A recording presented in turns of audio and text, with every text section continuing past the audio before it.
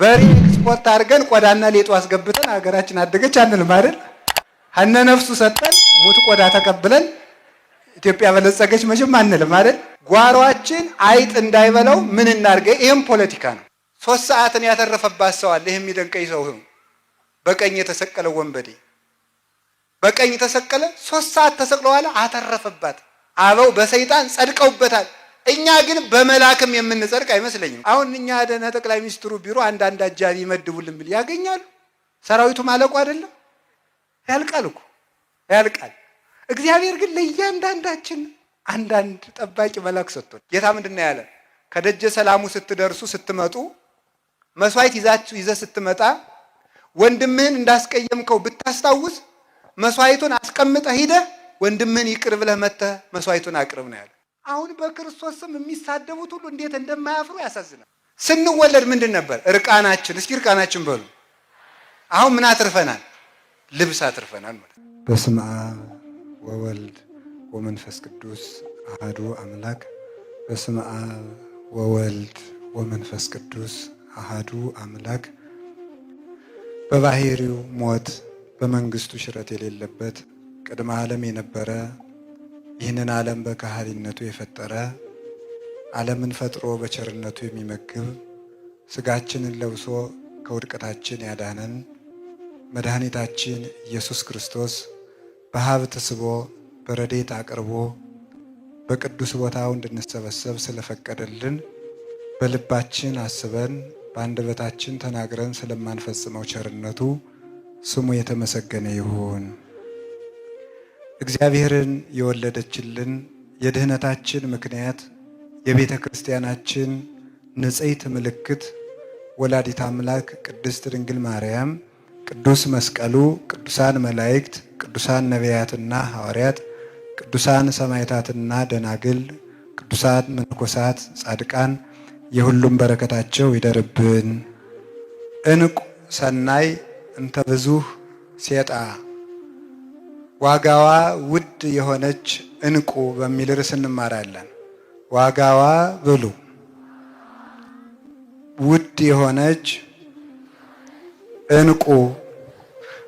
እንደገና በሉ ዋጋዋ ብዙ የሆነች እንቁ። ሶስተኛ በሉ ዋጋዋ ብዙ የሆነች እንቁ በሉ። በአማርኛ እንቁ ብለናል፣ በግዕዝ እንቁ ይባላል ማለት ነው። ቀድሞ ያወቁት እውቀት ችግር ስለሆነ ተሳስቶ እንዳይመስላችሁ ብዬ ነው።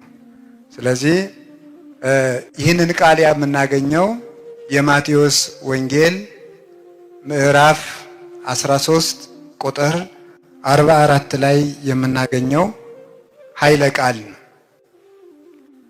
ሙሉ ቃሉ እንዲህ ይላል። ካዕበ ትመስል መንግሥተ ሰማያት ብእሴ ሰያጤ ዘረከበ ባሕሬ ሰናየ። መንግሥተ ሰማያት በአማርኛው ቃል በቃል ሲፈታ መንግሥተ ሰማያት የሚፈልግን ነጋዴ ትመስላለች። መንግሥተ ሰማያት እንቁ የሚፈልግን ነጋዴ ትመስላለች። ወረኪቦ ውእቱ ብእሲ ባሕሬ ሰናየ። ይህ ሰው ዋጋዋ እንተ ብዙ ሴጣ፣ ዋጋዋ ብዙ የሆነች እንቁ ባገኘ ጊዜ ያለውን ገንዘቡን ሁሉ ሽጦ ያችን እንቁ ገዛት፣ ዋጋዋ ብዙ ነውና ይላል። ስለ ቃሉ የእግዚአብሔር ስሙ የተመሰገነ ይሁን። ጌታችን መድኃኒታችን ኢየሱስ ክርስቶስ በምሳሌ ያስተማረው ትምህርት ነው። ምሳሌ የሚነገርበት ምክንያት አንደኛ ከማያውቅ ሰው ለማያውቅ ሰው ነገር ለማቅለል ምሳሌ ይመሰላል። ነገር ለማቅለል፣ ለማስረዳት፣ ለመግለጥ ምሳሌ ይመሰላል። አይምሮው ረቂቅ ለሆነው ልቡናው ከህሊናው ለተስማማለት ሰው ደግሞ ያለ ምሳሌም ይነግሩታል፣ ይረዳልም። ሁለተኛ ደግሞ ምሳሌ ተመስሎ የሚነገረው ከክፉ ሰዎች ምስጢር ለመሰወርና ሀብተ መንፈስ ቅዱስ እንዲሁ በስንፍና የምትገኝ ስላልሆነች ጥረው ግረው ለፍተው እንዲያገኟት በምሳሌ ይመሰላል ማለት ነው። አይምሮ ላለው እስመ ኩሉ እስመ ለዘቦ ይሁብዎ፣ አይምሮ ላለው ሰው ምሳሌ ይመስሉለታል። ወይ ወስክዎ፣ ላለው ሰው ይሰጠዋል ይጨምሩለታል ይላል። ላለው ይሰጠዋል ይጨመርለታል ማለት ላለው ይሰጠዋል ማለት አይምሮው ለቀና ሰው ምሳሌ መስለው ይነግሩታል። ወይ ወስክዎ፣ ምስጢሩን ተርጉመው ይጨምሩለታል። ወለዘሰ አልቦ፣ አይምሮውን ላጣ ሰው ግን እመዲ ቦ የሐይድዎ፣ አይምሮ ለሌለው ሰው ግን ያኑ ምሳሌውን ይመስሉበታል እንጂ አይመስሉለትም። ያኑ አይምሮውን ነስተው በግዕዘ እንስሳ ያቆሙታል። ምሳሌውን ከመረዳት ወደ አለመረዳት ያወጡታል። ምስጢር ይሰውሩበታል። ስለዚህ ምሳሌ በመጽሐፍ ተመስሎ የተጻፈበት ምክንያት አንደኛ ምስጢር ለመግለጥ ነው። ሁለተኛ ምስጢር ለመሰወር ነው። ምስጢር ለመግለጥ አይምሯቸው ለቀና ለበቁ ለቅዱሳን፣ ምስጢር ለመሰወን ጽነት ላለባቸው ለመናፍቃን፣ ለስጋውያን፣ ለአጋንንት ምስጢር ይሰወርባቸዋል። በምሳሌ ይነግሩባቸዋል። እነሱ ሰሙን ይዘው ይኖራሉ፣ ቅዱሳን ደግሞ ወርቁን ያገኛሉ። ስለዚህ ጌታችን መድኃኒታችን ኢየሱስ ክርስቶስ በምሳሌ ያስተምር የነበረው ስለዚህ ነው። መጽሐፍ ቅዱስን ስንማርና ስንመለከት ማስተዋል ያለብንም ለዚህ ነው። ለበቁት ተመስሎላቸዋል፣ ለክፉዎች ደግሞ ተመስሎባቸዋልና ከተመሰለባቸው ወገን እንዳንሆን የተመሰለላቸው የተረዱትን ያስረዱን ዘንድ ከተመሰለላቸው ሲያስተምሩ ከእግራቸው ሲጸልዩ ከረዴታቸው በመጠጋት ምስጢሩን እንረዳለን ማለት ነው።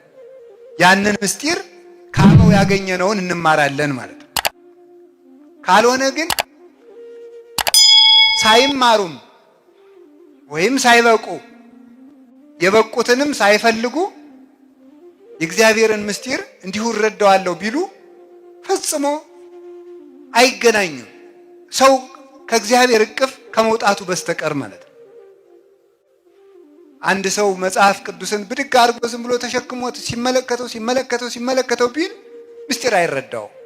ስለዚህ አበው ያስተማሩትን እንማራለን እና ጌታችን ያስተምር የነበረ ለሕዝቡ ምሳሌ ለመግለጥ፣ ፈሪሳውያን ደግሞ ምስጢር ለመሰወር ነው። ለደቀ መዛሙርቱ ቤት ውስጥ ይተረጉምላቸዋል። ሕዝቡ ደግሞ ለሰም የሚሆናቸውን ተምረው ይሄዳሉ። በረዴት ይጠቀሙበታል በየዋህነት እና በምሳሌ መስሎ ካስተማረው መካከል መንግስተ ሰማያት ውስጥ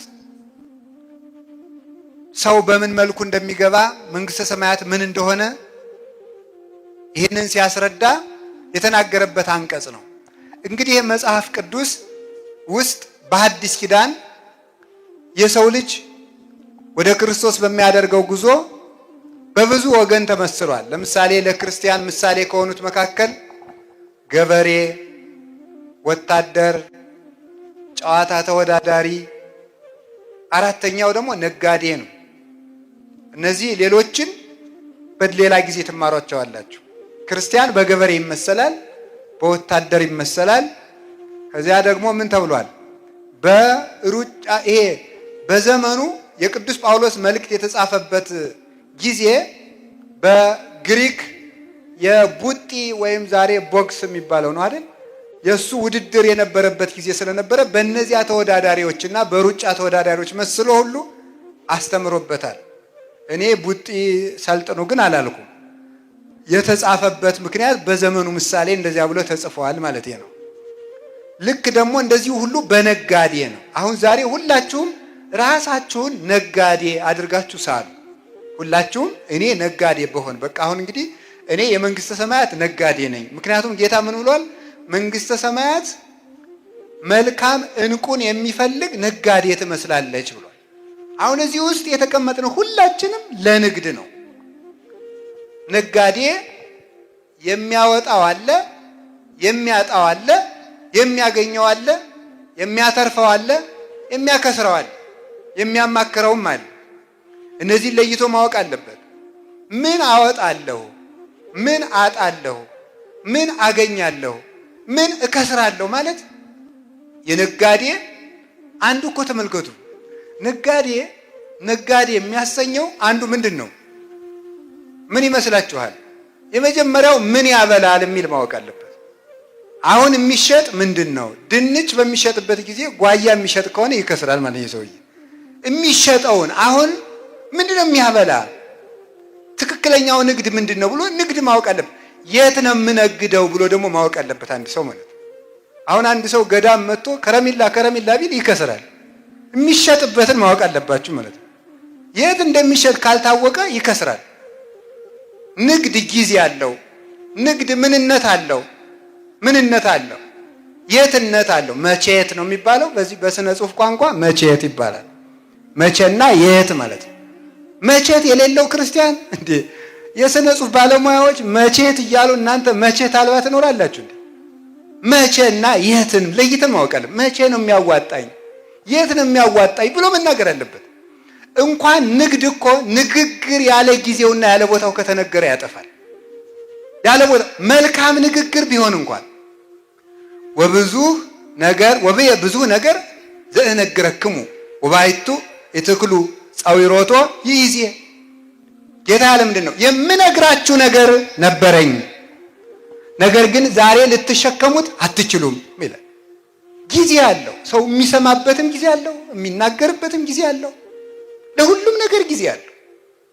ያለ ጊዜው መከራ ብቻ ሳይሆን ጸጋ ራሱ ጥፋት ነው። ያለ ጊዜው ከመጣ ጸጋም ቢሆን ያጠፋል። ጊዜ ያሻዋል በእውነቱ ማለት ነው። ጊዜውን ጠብቆ ታግሶ መቆየት ይገባል። ተአገሶ ለእግዚአብሔር ወቀፍ ፍኖቶ ወውእቱ ይሬሰየከ ከመ ትረሳ ለምድር። እግዚአብሔርን ታገሰው፣ ቆየው፣ እርሱም ርስትን እንድትወርስ ያደርግሃል ይላል ቅዱስ ዳዊት። እና የሚነግደውን መቼ፣ የሚነግደውን የት የሚያውቅ እንደገና የሚነግደውን ምንነት የሚያውቅ አንድ ሰው እግዚአብሔር ያሳያችሁ። ንግዱ የንግዱ ወረት 100,000 ብር የሚዝናናው በ200,000 ብር ከሆነ ይሄ ነጋዴ ነው ምንድን ነው? ቀልደኛ መሆን አለበት ማለት ነው። 100,000 ብር ያወጣል። 100,000 ብር አይነቱ ነው። ወይም 100,000 ብር ያተርፋል፣ 200,000 ብር ያወጣል። ነጋዴ ማለት በራሱ እኮ በኢኮኖሚክስ ትምህርትም እናንተ እንደምትሉት እኔ ተውሸ ነው እንደምትሉት እኮ አንድ ሰው ነገደ የሚባለው ወጪው አንሶ ገቢው ሲበዛ ማለት ነው። ይሄ ነጋዴ ይባላል። ወጪው አንሶ ገቢው ሲበዛ ይሄ ሰው እየነገደ ነው ይባላል። ሀገርም አደገች የሚባለው እንደዚያ ነው። እንግዲህ እሱን ለገቢዎች ሚኒስቴር እንተዋለን፣ የሚያገባኝ ነገር የለም። ዋናው ሀገርም አደገ የሚባል ጥቂት አስወጥታ ብዙ ስታስገባ ነው። እንደሱ ነው እንጂ በሬ ኤክስፖርት አድርገን ቆዳና ሌጦ አስገብተን ሀገራችን አደገች አንልም አይደል? ሀነ ነፍሱ ሰጠን ሙት ቆዳ ተቀብለን ኢትዮጵያ በለጸገች መቼም አንልም አይደል? ስለዚህ ምን ያሻዋል ማለት ነው? ወጪውና ገቢ ተለይቶ መታወቅ አለበት ማለት ነው። ዝም ብሎ እኮ ሰው እኮ እና ንግድና ወጪና ገቢ መታወቅ አለበት። የምናወጣው ጥቂት የምናገኘው ብዙ። ኑሮ ማለት ይሄ ነው። በአጠቃላይ በምድር ያለ ነው የህይወታችን መንገድ ኑሮ ነው። አጠቃላይ የሰው ልጅ ኑሮ በራሱ ንግድ ነው። ፖለቲከኞች ይላሉ አይደል? በጣም ምንድን ነው የሚባለው? ማን ኢዝ ባይ ኔቸር ፖለቲካል አኒማል ይባላል አይደል? ሰው በተፈጥሮ ፖለቲካዊ። እኔ አላልኩም፣ እናንተ ነው ያላችሁት። ሰው በተፈጥሮ ፖለቲካዊ ነው እኔ ያልኩኝ። እንስሳ ያላችሁ እናንተ ናችሁ። ራሳችሁን እንስሳ አትበሉ። ስለዚህ ሰው በተፈጥሮ ፖለቲከኛ ነው ይላሉ። እንግዲህ ፖለቲከኞች ነው እንደዚያ የሚሉት። እኔ እንደዚህ ምንድነው? ምክንያቱም ፖለቲካ ማለት እንዴት እንጠበቅ ማለት ስለሆነ ሰው ራሱ ፖለቲከኛ ነው ይላል። ለምሳሌ ጓሯችን አይጥ እንዳይበላው ምን እናድርገ? ይሄም ፖለቲካ ነው። ይህ ፖለቲካ ነው። ባክቴሪያዎች እንዳይገሉን ውሃ ፍልተን እንጠጣ። ይሄም ፖለቲካ ነው። ፖለቲካ እንዴት ተጠንቅቀን እንኑር ስለሆነ ይሄም ቢሆን ፖለቲካ ነው የሚሉት እንግዲህ ለባለሙያ እንግዲህ እሱንም ለፖለቲከኛ ትቻለሁ። ግን እኔ ከሱ ይቅድቅ ሰው በተፈጥሮ ነጋዴ ነው። እስኪ በሉ ሁላችሁም ሰው በተፈጥሮ ምንድን ነው በሉ እንጂ። ለምሳሌ ስንወለድ የስንት ወር ሰው ነበር ንገሩኝ? የ9 ወር ከ5 ቀን ከ10ም የሚያደርጋል አንዳንዱ ልጅ ከ5 ቀን። አሁን ለምሳሌ ስንት ዓመት ነው አንተ ማለኛ? አቤት 27 ከ9 ወር ስንት ዓመት አተረፈ? ንግድ እድሜ ራሱ እኮ ንግድ እኮ ነው ማለት ነው። እድሜ ራሱ ንግድ ነው ይሁላችሁ ማለት ነው። እያተረፍን ነው የምንኖረው ማለት ነው። አሁን መጀመሪያ ከእናታችን እቅፍ እያለ ምን ነበር የምናደርገው? ጡት ነበር የምንጠባው። አሁን ምን እናደርጋለን? እንበላለን አይደለም? ይህም ትርፍ ነው። ይህም ትርፍ ነው በእውነቱ ማለት ነው። ሰው በህይወት ዘመኑ ለቅሶ ነበር። አሁን እያደረጋችሁ ነው። ንግድ እኮ ነው ይሄ። እያለቀስክ ተወለድክ፣ ዛሬ ትስቃለህ። ይሄ ንግድ ነው። ሳቅን ያተረፍከው በመኖርህ ነው። ኑሮ ሳቅን አተረፈ ማለት ነው። ስንወለድ ምንድን ነበር? እርቃናችን። እስኪ እርቃናችን በሉ። አሁን ምን አትርፈናል? ልብስ አትርፈናል ማለት ነው። ስንወለድ ቢማከሩብንም ቢመክሩንም አናውቅም ነበር። አሁን ለመምከርም በቅተናል። መቼም ሁላችሁም እኮ አሁን እኮ ማይኩን ብሰጣችሁ ስብከቱንም አትለቁትም አይደል? አሰሩትም እንጂ ለነገር እኮ ጎበዞች ናችሁ። ታሽሩታላችሁ እናንተም ቢሆን ማለት ነው። ስለዚህ ሁሉም ሰው አሁን ይሰብካል። ግን ቁም ነገሩ ምንድነው? ክፉና በጎ ለመለየት የበቃ ነው። እሱም ንግድ ነው። እንዴት ያለ አይምሮ! ሰው ተጠንቅቆልን እንኖር ነበር። ተጠንቅቀን ለመኖር የሚያስችል አይምሮ ሰጠን። ሰው ሩጦልን እናመልጥ ነበር። ሩጠን የምናመልጥበትን እግር አተረፍ። ድሮ አውሬ ቢመጣ እናታችን አዝላ ሩጣልን ነበር የምናመልጠው። አሁን እኛው ሩጠን የምናመልጥበት አግኝተናል። ድሮ ምንም መጉረስ የማይችል እጅ ነበረን። አሁን የሚያጎርስ እጅም ይዘናል። ይህም ትርፍ ነው። ድሮ ሆዳችን ቢቆርጠን ራሳችን ቢፈልጠን እርር ብለን እናለቅሳለን፣ እናታችን እናስቸግራለን እንጂ ይሄን አመመኝ እንኳን አንልም። ያለ ፍላጎታችን የሆነ መድኃኒት ቢግቱን ይሄ አይሆነኝም ማለት አይቻል። አፋችን አልፈታም ዝም ብለን መጋት ነበረ። አሁን ግን ይሄን አልበላም ይሄን አላደርግም ብለን ክፉና ደግ የምንናገርበትን የምንለይበትን አንደበት አግኝተናል። የሁሉ ትርፍ ነው። ራስን ችሎ መቆም ትርፍ ነው። ከወደዱት መድረስ ትርፍ ነው። ከወደዱት ደርሶ መዋል። ሰዎች እኮ እኛ ብዙ ጊዜ ጸጋችንን የምናደንቀው ከሰው ትከሻ ላይ ስናየው ስለሆነ ነው እንጂ ውሎ ማደር እንዴት ያለ ትርፍ ንግድ መሰላችሁ? ተንቀሳቅሶ ማደር፣ ተንፍሶ ማደር፣ ተቀምጦ መዋል ራሱ እኮ ትርፍ ነው። ከጎለቱ ስራ ፈታችሁ አይደለም። የማያስቆም የማያስቀምጥ ደዌ ያለባቸው አሉ። መቆም ትርፍ ነው በእውነቱ ማለት ነው። መራብም እኮ ሲቻል ነው። በሽታ ሲመጣ እንኳን መጥገብ መራብም አይቻልም። በሽታው ይዘጋልና ማለት ነው። ስለዚህ ሁሉም ነገር ይህ ዓለም ለትርፍ የተፈጠረ ነው። ሰው ነጋዴ ነው። ይህ ዓለም ለትርፍ የተፈጠረ ነው። አበው በዚህ ዓለም አተረፉበት። ያላተረፉበት ነገር የለም። እኛ እንዳንከስርበት እግዚአብሔር ይርዳን። እድሜ ትርፍ ነው። እድሜ ትርፍ እኮ ነው። 50 ዓመት እንኖራለን፣ የዘላለም ሕይወት እናተርፍበታለን። ዳዊት በ70 ዘመኑ የአምላክ ልብ የሚባል ዘላለማዊ ስምን አትርፎበታል። ዘላለማዊ ስምን አባቶቻችን በሁሉ ነገር ነግደው አትርፈዋል በእውነቱ ማለት ነው። 3 ሰዓትን ያተረፈባት ሰው አለ። ይህ የሚደንቀኝ ሰው ነው። በቀኝ የተሰቀለው ወንበዴ በቀኝ ተሰቀለ። 3 ሰዓት ተሰቅሎ በኋላ አተረፈባት። ያኛው ደግሞ ከሰረባት። ሞኝ ሰው ከመልካም ዘመኑም አያተርፍም፣ ከክፉ ዘመኑም አያተርፍም። ቢያንስ እኮ ሰው በመልካሙ ካልተጠቀመ በክፉ መጠቀም አለበት። በዚህም ያልተጠቀመ ሰው ነው ይሄ ሰው ማለት። ስለዚህ ላወቁበት ሁሉ ማትረፊያ ነው። ማጣት ማትረፊያ ነው። ማግኘት ማትረፊያ ነው። መሾም ማትረፊያ ነው። መሻርም ማትረፊያ ነው። ርስት መውረስም ማትረፊያ ነው። መሰደድም ትርፍ ነው። ላወቀበት ሰው ሁሉ ትርፍ ነው። ሰይጣን እንኳ ቢሆን ላወቀበት ሰው ጥቅም ነው። ሰይጣን እንኳን ቢሆን አበው በሰይጣን ጸድቀውበታል። እኛ ግን በመላክም የምንጸድቅ አይመስለኝም። ግን አይዟችሁ እንጸድቃለን። እመቤታችን ስለምታማልደን መድኃኔዓለም ቸር ስለሆነ አበው ዲያብሎስን ታግለው ጸደቁበት እኮ። እንዲያውም እኮ አባታችን አቡነ ተክለ ሃይማኖት ዲያብሎስ አጋንንት ሊፈትኗቸው ሲመጡ ጸሎታቸውን አቋርጠው ዝም አሉ። በድንጋይ መጥቶ ሲቀጠቅጣቸው እስከ ይደቅቅ አጽሙ ይላል። አጥንታቸው እስኪሰበር ደበደባቸው እስኪነጋ ድረስ። ኋላ መልአኩ መጥቶ አጋንንትን አባሩ። ለምንድን ነው አትጸልይም እንዲህ አላቸው። አይ እኔ አልጸልይም። ቢሆን አታማትም? እኔ አላማትም። ለምን? ካማተምኩ አጋንንቱ ይሸሻሉ። ከሸሹ ደግሞ አይደበድቡኝ፣ ካልደበደቡኝ ክብር አላገኝም። ምክንያቱም ክርስቶስ ምን ብሏል? ሰውነቱን የሚወዳት ሰው ካለ ይጣላት ብሏል። ምን ይበላት ነው ያለ?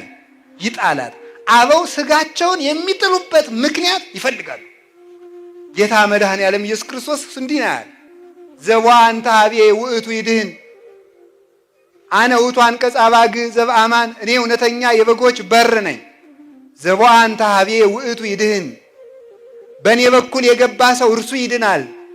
ይበው ወይ ወፅ፣ ወደ እኔ ይገባል ይወጣል። ወይ ረክብ ምርአየ፣ ይበው ወደ ሃይማኖት ይገባል ይወፅ ምግባር ለመስራት። ይበው ወደ ትምህርት ይወፅ ወደ ማስተማር። ይወፅ ከስጋ ፈቃድ ይወጣል። ወይ በው የክብር ሀገሯ ነው፣ ወደዚያ መሰማሪያን ያገኛል ያለ። መከራ ያጣ ሰው ነፍሱ ተቅበዝባዥ የሆነ ሰው ነው። የነፍስ መሰማሪያዋ ምንድን ነው? መከራ ነው።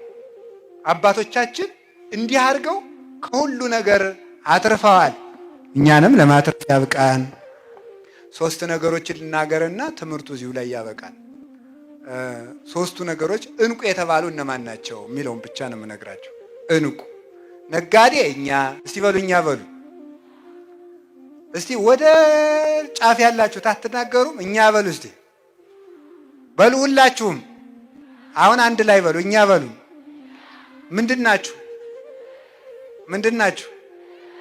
እንደገና ምንድን ናችሁ? የምን ነጋዴ? የመንግስተ ሰማያት በሉ እንጂ አንድ ጊዜ ሁላችሁም። ሁላችንም የመንግስተ ሰማያት ነጋዴ ነን በሉ። የምን ነጋዴ ነን? የመንግስተ ሰማያት ነጋዴ። በጣም ጥሩ። አሁን ወጭ አለው፣ ወጭ አለው። እሺ ወጭ አለው። ከዛስ ምን አለው በሉ? ወጭ ትርፍ ወይም ገቢ በሉት፣ ችግር የለም። አሁን ምን አለ? መንግስተ ሰማያት ህገ ወንጌል፣ ህገ ወንጌል ተስፋ፣ ተስፋ እግዚእነ ኢየሱስ ክርስቶስ ምን ይመስላል አለ? እንቁን የሚሻ ነጋዴን ትመስላለች። እንቁን ነው የሚሻ። እንቁ እንግዲህ ብረት አለ፣ ነሐስ አለ፣ መዳብ አለ፣ ብረት አለ፣ ነሐስ አለ፣ ብር አለ፣ ወርቅ አለ። ከዚህ በላይ እንቁ አለ ማለት ነው። እንቁ ከዚህ በላይ ነው። ይሄ መጨረሻው ነው። አሁን የመጨረሻውን ውድ ዋጋ ያለው ብዙ ዋጋ የሚያወጣውን እንቁ ምንድነው ያደረገው ሰውየው? ያንን ሲያገኝ መጀመሪያም ነጋዴውም እንቁ ለማትረፍ ነው የወጣው። እንቁ ለማትረፍ ስላወጣ ብር ቢያተርፍ በንግዱ አይረካም፣ ብረት ቢያተርፍ አይረካም፣ መዳብ ቢያተርፍ አይረካም፣ ነሐስ ቢያተርፍ አይረካም። የሚረካው ይሄ ነጋዴ እንቁ የሚነግድ ነጋዴ። እንቁ ሳገኝ ብቻ ነው የምረካው ብሎ ሐሳቡ እንቁ ለማትረፍ ነው። ሐሳቡ ትልቅ ነው ይሄ ሰው። አሁን ማደረግ ትልቅ ነገር ያለ ትልቅ ወጪ አይገኝምና ወሆረ ወሴጠ ኩሎ ዘቦ፣ ያለውን ነገር ሁሉ ሸጠ ይላል። ያለውን ነገር ሁሉ ሸጠ። ምክንያቱም ያ ውድ ገንዘብ እንደሚያወጣለት ስላወቀ ያለውን ነገር ሁሉ ሸጠና ያችን እንቁም ገዛት። በዚያችን እንቁ ጌጥ ይሆናል፣ እንቁ ብርሃን ይሆናል። እንቁ ደግሞ ምን ያደርጋል መስላችሁ? ውድ ነውና ለብዙ ጥቅም ይሆናል። ብዙ ንብረትን ይሰበስባል። አንዱ ብዙ ነገር ይገዛል። ስለዚህ ይሄ ነጋዴ ትልቅ ያሰበ መሆኑ ትልቅ ወጪ አውጥቶ ገዛ ይላል። አላችሁ? እግዚአብሔር ከሁላችን ጋር ይሁን። ትልቅ ወጪ አውጥቶ ገዛ። አሁን እናንተ እግዚአብሔር ያሳያችሁ፣ ክርስቶስ ያመልክታችሁ። ዳኛ ተሆኖ እንደዚህ ይባል ነበር ድሮ። አሁን ሁላችሁም 100 ብር አጥታችሁ አንድ ቤት ከምታገኙ፣ አንድ ቤት አጣችሁ 100 ብር ከምታገኙ ምረጡ። በሉ ንገሩኝ እንጂ ይጠየቃል እንዴ? ነው አይደል መልሱ? ምንድን ነው የማይጠየቀው? ቤት ይጠየቃል ወይ ነው? እሺ ወርቅ ሰጣችሁ እንቁ ከምትቀበሉ፣ እንቁ ሰጣችሁ ወርቅ ከምትቀበሉ ምረጡ በሉ። መዳብ ከስራችሁ እንቁ ከምታገኙ፣ እንቁ ከስራችሁ መዳብ ከምታገኙ በሉ። መዳብ ምን ይሻላችኋል? አረ በሉ እናንተ ሰዎች መዳብ። እሺ ምሳ አብልተዋችሁ እንቁ ከምታጡ፣ እንቁ ሰጥተዋችሁ ምሳችሁን ጦማችሁን ከምትውሉ በሉ ንገሩኝ እንጂ። እሺ አንድ ቀን ታስራችሁ እንቁ ከሚሰጣችሁ፣ አንድ ቀን ተስራችሁ እንቁ ከሚሰጣችሁ፣ አንድ ቀን ተፈታችሁ፣ አንድ ቀን ታስራችሁ እንቁ ከሚሰጣችሁ፣ አንድ ቀን መታሰር ቀርቶባችሁ እንቁ ከሚቀርባችሁ ምረጡ። ገንዘብ ወዳጅ ነው የህዝብ። እናንተ በጣም በጣም በጣም ጥሩ ነው። ግድ የለም መልካም መርጣችኋል። አንድ ቀን ታስሮ ለብዙ ቀን፣ አንድ ቀን ታስሮ ለብዙ ቀን በሰላም መኖርም መልካም። ትልቁ ነገር መናኛውን አጥቶ ዋናውን ማትረፍ ማለት ነው። መናኛውን አጥቶ ዋናውን ማትረፍ። ካልሆነ ግን የተገለበጠ ኑሮ ይሆናል። ታዲያ ይሄ እንቁ የተባለ ምንድን ነው ካላችሁኝ፣ እንቁ የተባለ የመጀመሪያው ሰው ነው። እስኪ ሰው በሉ። ሰው ምን ይባላል? እንቁ ይባላል። ሰው በጣም ውድ ንብረት ነው በእውነት ማለት ነው። በጣም ውድ ንብረት ነው። እንደ ሰው ያለ የተከበረ ዋጋ ያለው ፍጥረት የለም። እንደ ሰው ያለ ዋጋ ያለው። ምክንያቱም ሰማይ ተፈጠረ ለሰው፣ ከዋክብት ተፈጠሩ ለሰው፣ ጨረቃ ተፈጠረች ለሰው፣ ምድር ተፈጠረች ለሰው፣ ውሃ ተፈጠረ ለሰው፣ 7ቱ ሰማያት ተፈጠሩ ለሰው፣ ደመና ተፈጠረ ለሰው፣ ጠፈር ተፈጠረ ለሰው፣ ዛፍ ተፈጠረ ለሰው፣ አዝሬት አትክልት ተፈጠሩ ለሰው፣ እንስሳት ተፈጠሩ ለሰው፣ አውሬ ተፈጠረ ለሰው፣ መልአክ እንኳን የተፈጠረ ለሰው ነው። ሰው ልዩ ፍጡር እኮ ነው። እያንዳንዱ ሰው እኮ ንጉሥ እኮ ነው። እያንዳንዱ ሰው ውሎ ሲገባ ቶ ሲወጣ ማንም ሰው ንጉሥ እኮ ነው። እንዲህ ይገርማል እኮ። አሁን እኛ ደህና ጠቅላይ ሚኒስትሩ ቢሮ አንዳንድ አጃቢ ይመድቡልን ብል ያገኛሉ። ሰራዊቱ ማለቁ አይደለም? ያልቃል እኮ ያልቃል። እግዚአብሔር ግን ለእያንዳንዳችን አንዳንድ ጠባቂ መልአክ ሰጥቶናል። በመልአክ እኮ ነው የሚያጅበን እግዚአብሔር። እንዲህ የሚያደርግ የት ይገኛል? በመልአክ። ለዚያውም ወታደር ጎበዝ ነው፣ ጥሩ ጠባቂም ነው መልካሙ ሲገኝ። ግን እንቅልፍ ወሰደው ምን ያደርጋል? አጉል ነው። መላእክት ግን አይተኙም። አደከመስ ምን ይደረጋል? ራሱ ጠባቂው ቢመታስ ምን ይደረጋል? ራሱ ጠባቂው ቢመታስ ምን ይደረጋል? መልአክ ግን አይመታም። መልአክ አይመታም፣ ረቂቅ ነው።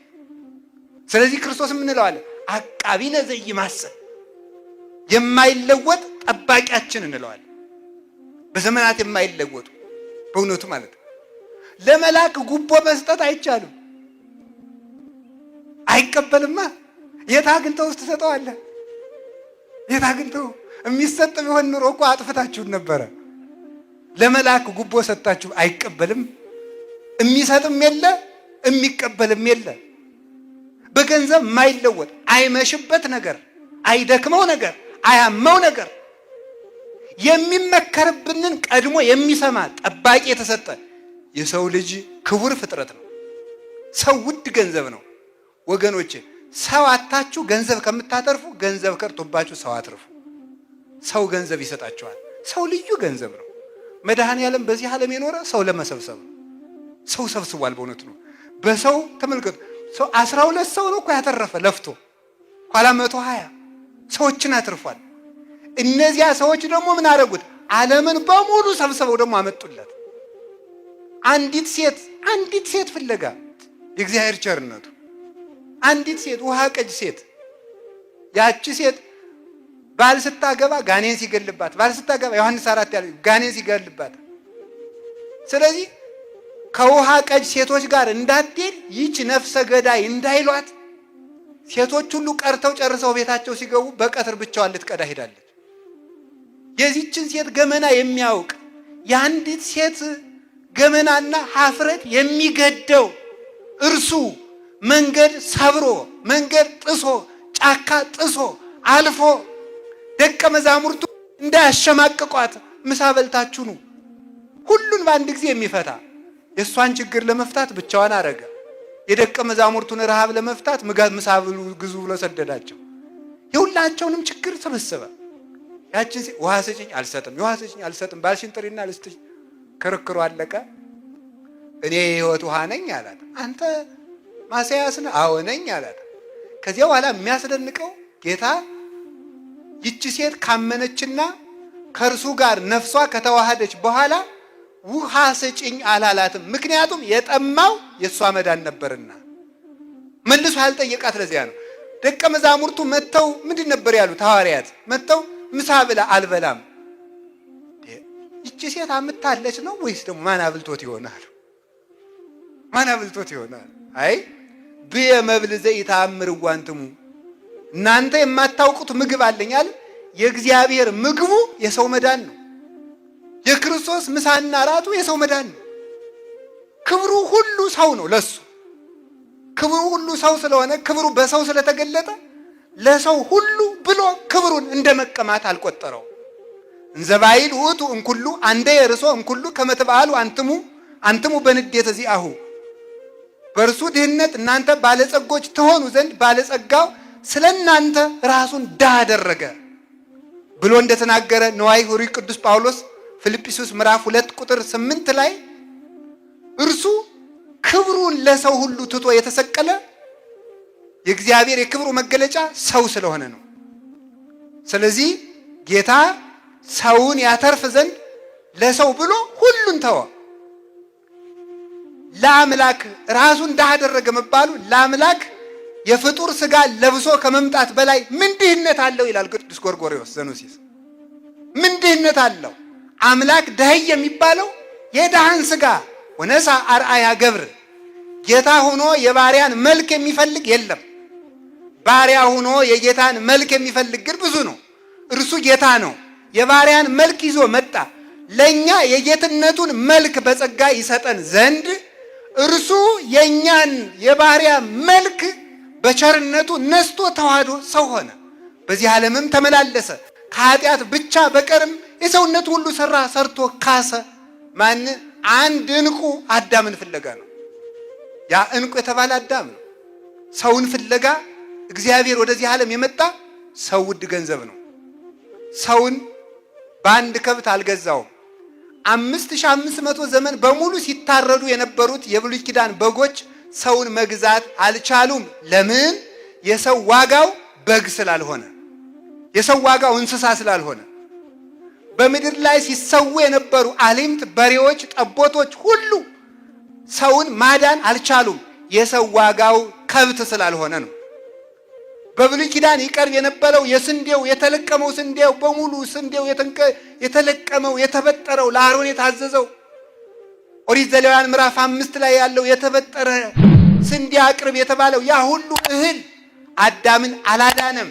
የሰው ክብሩ እህል ስላልሆነ፣ የሰው ክብሩ እህል አልሆነም።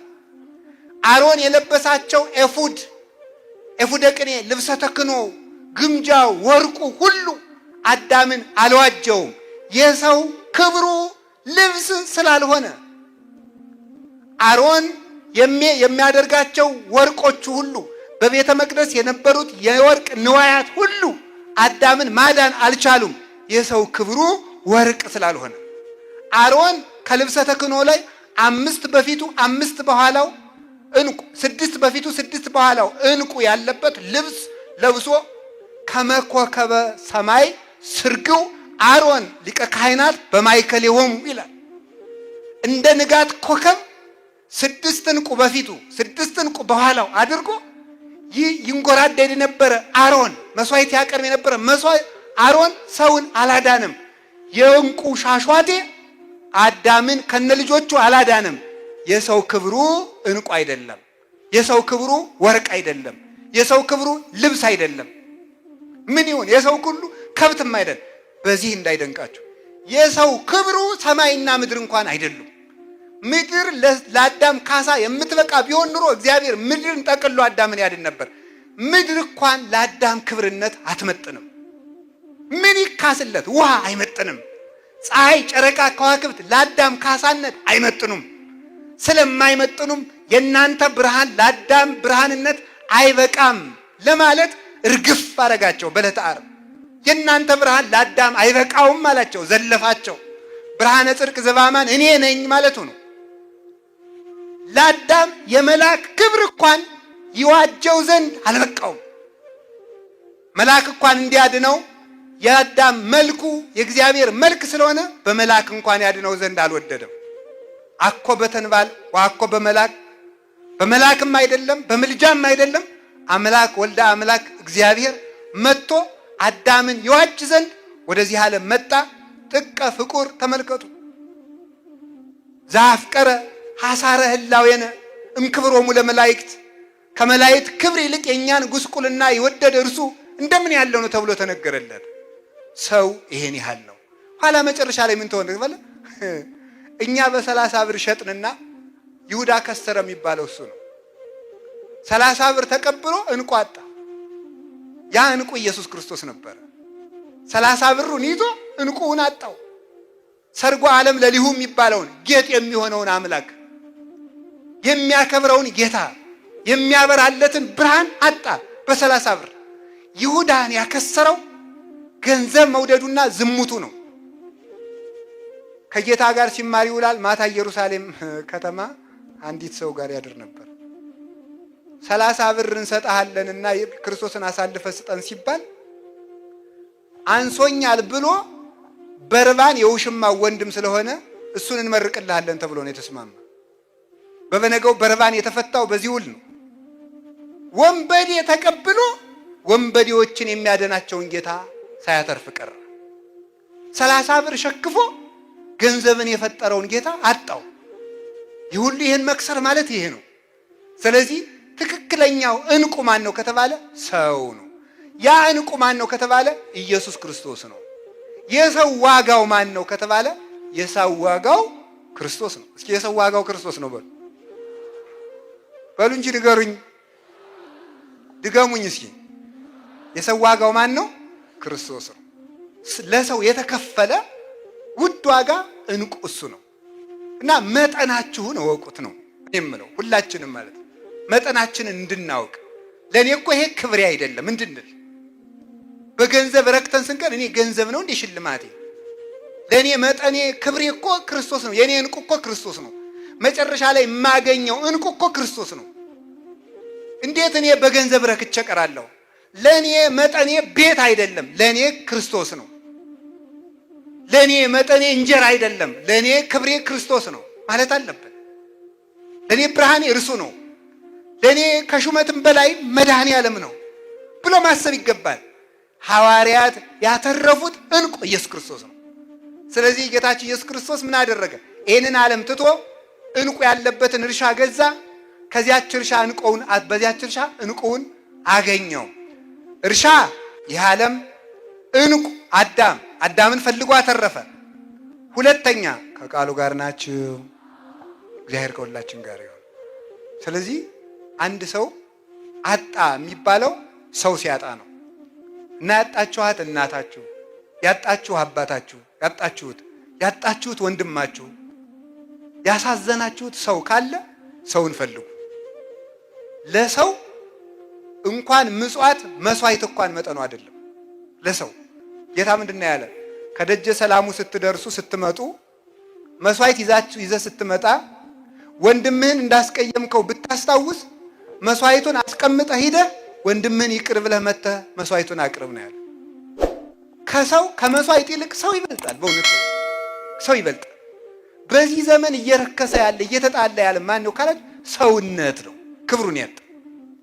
ሰውነታችንም ንቀነዋል፣ የሰው ሰውነትም ንቀናል። ሰው መግደል ቀላል የሆነው ለዚህ ነው። የሰው ዋጋው ስላልገባን። በአምላክ ደም የተገዛውን ሰው እንዴት ሰው ያባክነዋል? በአምላክ ደም የተገዛውን፣ በአምላክ ስጋ የተገዛውን። በዓለም ያሉ በሬዎችን ሁሉ አርደን እኮ አንድ ሰው ማግኘት አንችልም። ለሰው የተሰዋው አምላክ ወልደ አምላክ ነው። ሰው ሁኑ በወርቀ ደሙ ነው የተገዛው። ሰው የሚወድ ልብ ይስጠን። ሰው ውደዱ። እውነቴን ነው ማለት ነው። ሰው ነው መውደድ። ሰውን ጥሎ ወዶ እግዚአብሔር የጥሎ ማለፍ አምላክ አይደለም። ሰውን ጥሎ ወዶ እግዚአብሔር በብልጣ ብልጥነት አይሄድም። አሁን እዚህ አሳዝነ እዚህ እኮ እግዚአብሔር ድራማ ይሰራበታል። እግዚአብሔር ይቀለድበታል። እግዚአብሔር ይዘበትበታል። ወይስ ደግሞ እግዚአብሔር ከኛ የሳንቲም ድቃቄ ልብስ ላቂ የሚቸግረው ይመስላችኋል? እግዚአብሔር ቸግሮት ያበደረው ማን ነው? እግዚአብሔር ታስሮ ያስፈታዋለን? እግዚአብሔርን ርቦት የመገበውስ ማን ነው? እግዚአብሔርን ተራቅቶ ያለበሰው ማን ነው? እግዚአብሔር ሳያውቅ ቀርቶ ያስተማረው ያማከረው ማን ነው? ማንም። እግዚአብሔር ቸግሮት ይመስላችኋልን? እግዚአብሔር የሚሻው እኛነታችን አይደለምን? ልባችን አይደለምን? ህሊናችንን አይደለንም ወይ? ልብነታችን አተነው የለም እንዴ? ነው እኮ አንድ መነኩሴ በቅቻለሁ እያለ አስቸገረ። በቅቻ ዝም ብሎ ሄዶ በቅቻለሁ ነው። እሺ ብሎ እስቲ ና በሉት ብሎ አባጋቶ እና በሉት አለና መጣና ሙልጭ አድርጎ ሲሰድቡ ተቆጣ። አባ በቅተዋል? አዎ። ሲሰድቡት ደግሞ መቆጣት። አንተ ምንድን ነው ያለው? ውስጡን ሌባ ዘርፎት ላዩን ቀለም የተቀባ ቤት ትመስላለህ። ምንም የሌለው ማለት ነው። ሰው ሰውነቱን ካጣ ምንም ነገር ትርፍ አይሆንም። ምንም ነገር። ጌታ ያለው እንዲህ ነው፣ ኩን ጠቢበ ለእዱከ፣ ጠላትህን እወቅበት ነው ያለ ማቴዎስ ወንጌል ምዕራፍ 5 ላይ። ጠላትህን እወቅበት፣ በጠላትህ ጠቢብ ሁን ይላል። በጠላትህ ጠቢብ ሁን፣ ከባላንጋራህ ጋርም ፈጥነህ ጣረቅ ይላል። አንድ የበረሃ አባት ይሄን ሲተረጉም፣ ይሄ የበረሃ አባት እኮ ችግር ነው። አንድ የበረሃ አባት ነው ያልኩኝ እነ እንጦንስን ነው። እሺ። እና ያ ሲተረጉም እንዲህ ይላል፣ ከባልንጀራ ጋር ፈጥነህ ታረቅ። እስኪ በሞት አንድ ይበሉልኝ፣ ከባልንጀራ ጋር በሉ ፈጥነህ ታረቅ። ምን በል? ጠላትህን እወቅበት። ባላንጋራና ጠላት የተባለ ምንድን ነው ይላል? አባቶች ብዙ ትርጉም ነው ያለው ይሄ አንቀጽ። አበው ብዙ ተርጉመውታል። እኔ ይሄ አባት የተረጎመውን ልዩ ትርጉም ስለሆነ ይሄን ብቻ ነው ማካፈል የፈለኩ ከርዕሴ ጋር የሚገናኘው። ባላጋራ የተባለ ህሊና ነው ይላል። እንዴ ይገርማል እኮ። ጠላት የተባለ ህሊና ነው ይላል። ህሊና ጠላት ነው። ከባላጋራ ጋር ጠላት የሆነው ምንድን? ህሊና ለስጋ ጠላቱ ነው። ህሊና ለስጋ ጠላቱ ነው። ለአንደበት ጠላቱ ነው። ለሰውነት ጠላቱ ነው። አታርቅ ይለዋል፣ አትናገር ይለዋል፣ ክፉ አይውጣህ ይለዋል፣ አትዝፈን ይለዋል፣ ነገር አትስራ ይለዋል፣ አትራገም ይለዋል፣ አታንሾካሾክ ይለዋል፣ አድማ አትፍጠር ይለዋል፣ ሐሰት አትናገር ይለዋል። ህሊና ለአንደበት ጠላቱ ነው። ህሊና ለስጋ ጠላቱ ነው። ከባላጋራ ጋር ታረቅ። ሰው መሆንህን የማውቀው ያን ጊዜ ነው ማለት ሰው ሆይ ሰውነትህ የሚለካው ከህሊናህ ጋር የታረቅክ ዕለት ነው። ከማን ጋር በሉ እንጂ ንገሩኝ። በቀር ህሊና መመስወጥ፣ ስጋ መዝረፍ እየፈለገ ያልተገናኝቶ ገባ ማለት ይሄ ነው ማለት ነው። መክሰር ማለት ይሄ ነው። ሰው አተረፈ የሚባለው ህሊናውን ሲያተርፍ ነው። አይምሮውን ያተረፈ ሰው አትርፏል በእውነቱ ማለት። ሰውነቱን ያጣ ሰው ሰውነቱን አጣ የሚባለው አንድ ሰው ምንድን ነው? አንደኛ ልቡን ሲያጣ ነው። ሁለተኛ ህሊናውን ሲያጣ ነው። ሶስተኛ ህዋሳቱን ሲያጣቸው ነው። ህሊናው የሚለውን አልሰማ ሲል፣ ልቡ የሚለውን አልሰማ ሲል፣ መጨረሻ ላይ ደግሞ ህዋሳቱ ንጹህ ሆነው ተፈጥሮ በኃጢአት ሲያጣቸው፣ አፉ ያልወደደውን እየበላበት፣ ሰውነቱ ያልወደደውን እየጠጣበት፣ እግሩ ወዳልወደደው እየወሰደው፣ አይኑ ያልፈቀደውን እያየበት፣ እጁ ያልወደደውን እያከናወነበት፣ እንዲህ የሆነ ሰው ነው እንግዲህ ራሱን አጣ የሚባለው። ህዋሳትን ተግቶ ነቅቶ መጠበቅ ይገባል። ራሱን የጠበቀ ሰው ቤተ ክርስቲያንን ይጠብቃል። ራሱን የጠበቀ ሰው ህግ ይጠብቃል። እግዚአብሔር እኮ ህግን የሰራ ራሳችሁን ጠብቁ ብሎ ነው። እግዚአብሔር ኃጢአት አትስሩ የሚለን ከኛ ጽድቅ የሚያተርፈው ስላለ ሳይሆን እኛ ራሳችንን እንዳንከስር ስለሚሻ ነው። ስለዚህ እንቁ ማለት ሰውነት ነው። ለሰውነታችሁ ክብር ስጡት። እኔ ማን ነኝ ያለ ሰው ማለት ነው። አሁን ለምሳሌ እንደው አያደርገውና እኔ አሁን እዚህ ቆይቼ አያርግብኝ መድኃኔዓለም ወደ ጭፈራ ቤት ሰር ብታገኙ ምን ትላላችሁ? ኧረ አባ አትሉም እንዴ ትላላችሁ ማለት ነው። አሁን አያችሁ ምንድን ነው ማንነት ነው እንዲህ ያደረገው። እንዴ መነኩሴ አይዘፍንም የሚል ብትወዱትም ባቱ የሆነ የተጻፈ ሕግ አለ ማለት ነው። ብታውቁትም መነኩሴ አይዘፍንም። አያችሁ ማንነት ከኃጢአት ይጠብቃል ማለት ነው። ከኃጢአት ይጠብቃል። አሁን እኔ ስሆን እንደዚያ ትላላችሁ። እኔ ስሆን እኔ በሆን ትስቁብኛላችሁ። እንዴ አባ እዚህ ምን ይሰራሉ ይላል። ለአንተ የፈቀደልህ ማን ነው? ነውር አይደለም? እናንተ ክብራችሁን አታውቁም? እኔም ቢሆን በሆነ እዚያ አሁን ለምሳሌ ሂጅ ከዘፈን ቤት ወይም ምናምን በሩ ጠባብ ቢሆን የኔ ወረፋ ነው ብላችሁ ኧረ መነኩሴ ጭራሽ ክብርህን ጠብቅ አንተ ሰው ያትሉኝም?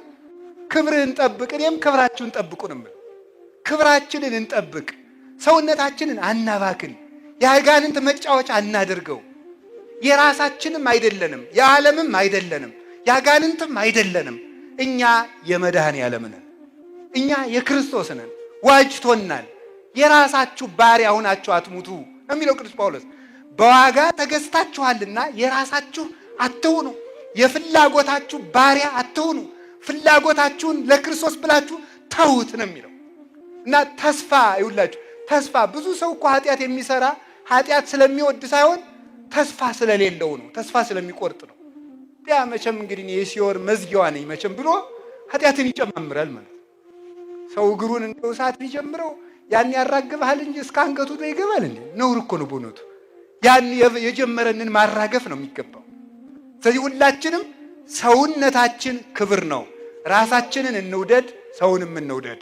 ራሳችንን እንውደድ ማለት ምን ማለት ነው? ሰውነታችንን የሚያስከብር እንዲሁ ቅዱስ ጳውሎስ ምን ይላል?